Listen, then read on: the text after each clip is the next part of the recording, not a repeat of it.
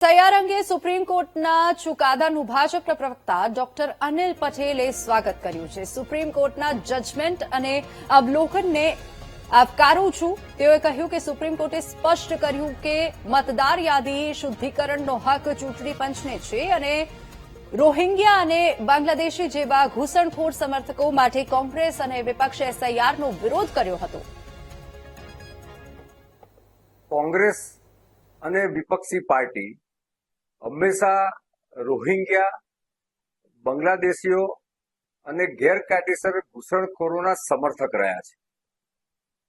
ચૂંટણી પંચની સામે જે કોંગ્રેસે કાગારોળ કરી મૂકી હતી એને આ ચૂંટણી પંચના ચુકાદાથી જબરજસ્ત લપડાક છે।